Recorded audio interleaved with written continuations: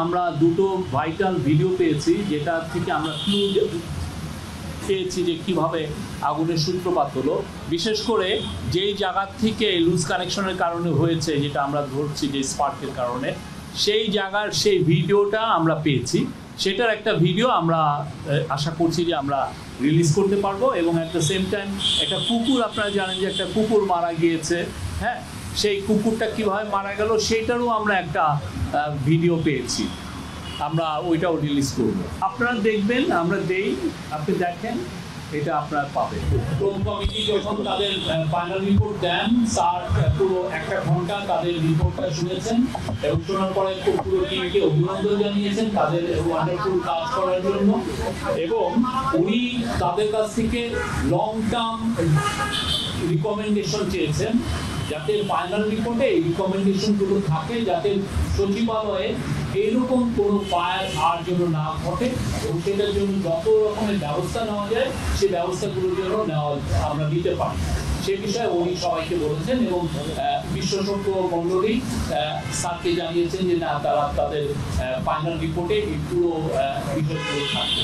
Loose কানেকশনের কারণে electricity থেকে আগুনটার উৎপত্তি হয়েছে, এটা হলো প্রাথমিক আমাদের অনুসন্ধান। এবং এতে এখন পর্যন্ত কোনো রকমের অন্য কোনো ব্যক্তির কোনো সংশ্লিষ্টতা আমরা খুঁজে পাইনি। তা আমাদের যারা অন্য টিমের এক্সপার্টরা আছেন তারা তাদের অবজারভেশনগুলো এখন বলবেন। ক্ষয়ক্ষতি নিরূপণের কাজ আমরা ইতিমধ্যে, যেহেতু এটা একটা ক্রাইম সিন ছিল সেহেতু এর মধ্যে কাউকে প্রবেশ করতে দিইনি। ওখানে 6টা মন্ত্রণালয় কাজ করছে, ফলে এদেরকে ইন্ডিপেন্ডেন্টলি তাদের এই জিনিসগুলো করার জন্য বলা হয়েছে। আর পিডাব্লিউডির একটা টিম ইতিমধ্যে কাজ করছে ওখানে, টু ফাইন্ড আউট যে ফিজিক্যালি বিল্ডিংয়ের কী কী ক্ষতি হয়েছে আর ইন্টারনাল ক্ষতি যেগুলো হয়েছে প্রত্যেকটা মন্ত্রণালয় সেইগুলো আলাদাভাবে তৈরি করা হচ্ছে। অর্থাৎ এই মুহূর্তে আমি বলতে পারবো না ঠিক কত, এটা আশা করছি হয়তো ফাইনাল রিপোর্ট যখন সাবমিট করব তখন হয়তো ইনশাল্লাহ বলতে পারবো। আমি ফিজিক্যালি দুবার পুরো বিল্ডিংটা উঠেছি, প্রতিটা রুমে হেঁটে হেঁটে ঘুরে দেখেছি, আমরা সবাই গিয়েছি। কয়েকটা রুমে পড়েছে, কিন্তু রথি যেখানে থাকে সেখানে কিছু পড়ে নিয়ে পর্যন্ত।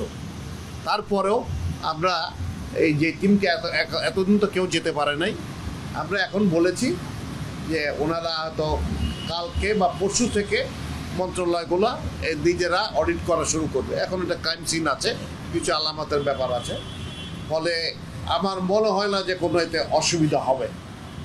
তবে অফকোর্স কিছু থাকতে পারে। আমি একটা সেকেন্ড বলে নিতে চাই, সরি প্লিজ। এই যে নথিগুলো রক্ষা পেয়েছে এটা কিন্তু আমাদের ফায়ার ব্রিগেডের গুণে, কৃতিত্বে। আমি রিকোয়েস্ট করবো আপনাদেরকে আমাদের ফায়ার ব্রিগেডকে এখন ধন্যবাদ জানাবেন, অন্তত হাততালি দিয়ে যারা সঠিকভাবে এটাকে করতে পেরেছে। নথি নষ্ট হবে, কোনো নথি নষ্ট হয়নি। একটা কথা উঠতে পারে যে এটা কি আসলে কেউ দূরের থেকে কিছু করলো না, আমরা গোয়েন্দা বইয়ে যেরকম পড়ি না, এরকম চিন্তা তো থাকেই মানুষের। ওই একটা জিনিসের জন্য কতগুলো অ্যাডভান্স টেস্ট লাগে, যেগুলো আমাদের দেশে হয় না।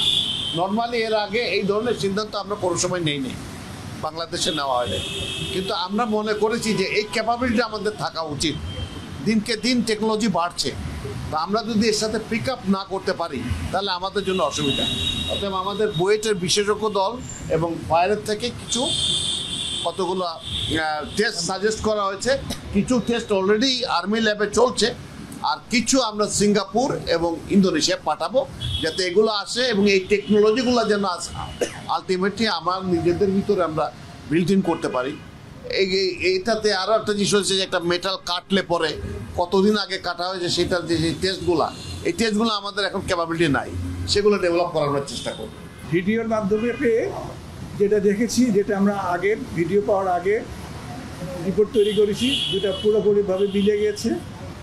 আগুনের সূত্রপাতটার সময়টা 1:32 থেকে 1:39 মিনিট। আগুনের সূত্রপাতটা একটা নির্দিষ্ট সময় নয়, 7 মিনিট ধরে আস্তে আস্তে স্পার্কের মাধ্যমে যে এই জায়গাটা আগুন লাগে সেই জায়গাটা আস্তে আস্তে হটেড হয়েছে, গরম হয়েছে।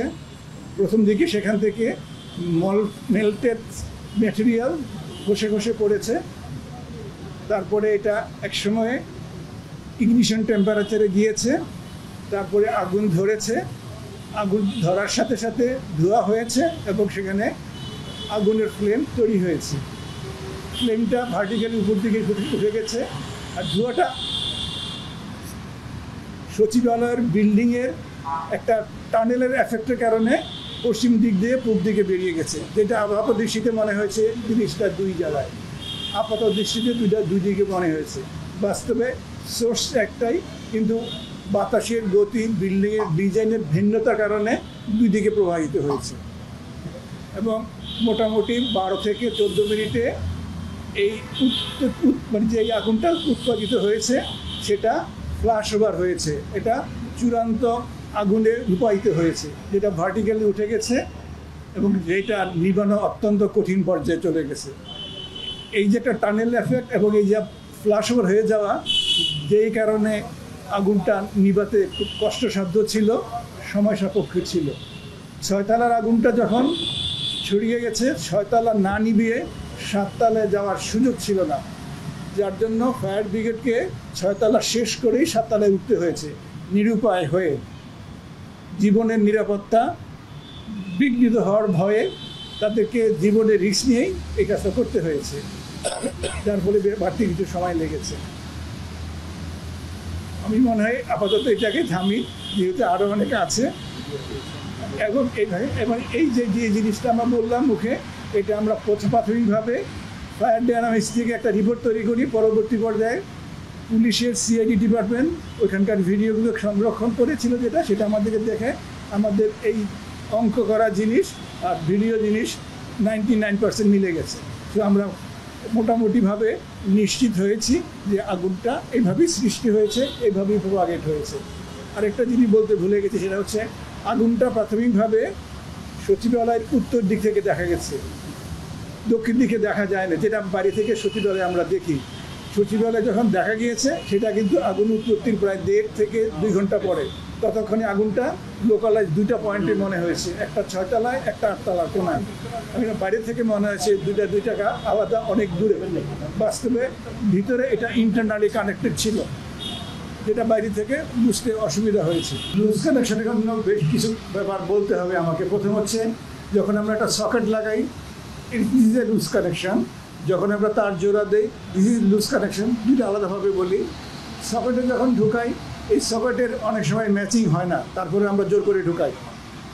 2 নম্বর হচ্ছে, এই সকেট কয়েকবার ঢুকানোর পরে এটা লুজ হয়ে যায় তার ম্যাটেরিয়ালের গুণগত কারণে। আমাদের দেশে যে সকেট পয়েন্টগুলো পাওয়া যায় বিভিন্ন দামের, এই বিভিন্ন দামের কারণে এর কোয়ালিটি অ্যাসুরেন্স করা যায় না, যার জন্য সময়ে এগুলো লুজ হয়ে যায়।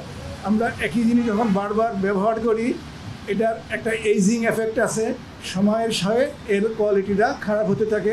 আমাদের এই জিনিসটা পরিবর্তন করা দরকার, যেটা আমরা করি না। যার জন্য আমরা অনেক সময় দেখা যায় সকেট ঢুকে দেখলে একটা স্পার্ক আমরা দেখতে পাই।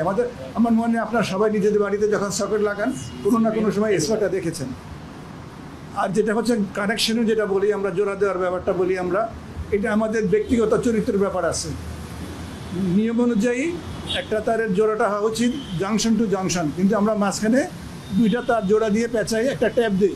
এটা একটা অনিয়ম, কিন্তু এটা আমরা করে অভ্যস্ত। অল্প সময়ের ক্ষেত্রে এটা চলে, কিন্তু দীর্ঘ সময়ের ক্ষেত্রে এই জাতীয় ট্যাপ পেঁচানোটা উচিত নয়।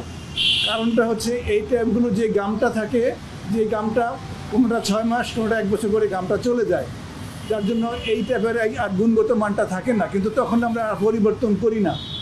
যখন সময়ের পরিবর্তনের সাথে সাথে এখানে একটু লুজ হয়, গরম হয় এবং এই ট্যাপের গুরুত্বটা শেষ হয়ে যায়, আমরা এটা খেয়াল করি না।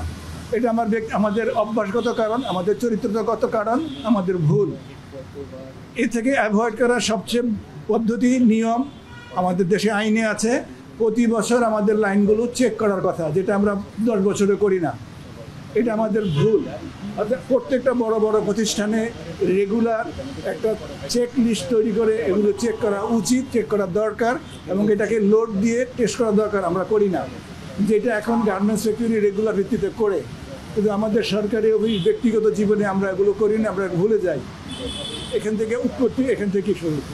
অর্থাৎ লুজ কানেকশনের মধ্যে যেটা ব্যাপার, সেটা হচ্ছে আসলে আমাদের অভ্যাসে আসতে হবে, বছরে একবার হোক, 2 বছরে একবার হোক, উই হ্যাভ টু চেক যে কোনটা লুজ আছে, কোনটা ঠিক আছে। You have to check it এবং রিপেয়ার করা উচিত। রেগুলার মেনটেন্স করার সুযোগটাই আমাদের থাকবে। বাকি সব প্রশাসনিক। আমরা আমাদের সুপারিশ থাকবে এটা রেগুলার মেনটেন করা হোক, বিএনবিসি নিয়ম মেনে কতদিন পরে পরে করা উচিত, কিভাবে করা উচিত আমরা সেগুলি সাজেস্ট করব, কিন্তু করবে কি না কীভাবে করাবে এটা প্রশাসনিক ব্যাপার। এটা আমাদের কথা বলার সুবিধা আছে বলে আমি মনে করছি না। যেটুকু নষ্ট হয়েছে তা মেরামত যোগ্য, যেটুকু নষ্ট হয়েছে তা মেরামত যোগ্য। আমাদের সঙ্গে সিভিল ইঞ্জিনিয়ার ছিলেন, তিনি বলেছেন এটা মেরামত যোগ্য। আমি সিভিল ইঞ্জিনিয়ার নই, আমি ফায়ার এক্সপার্ট।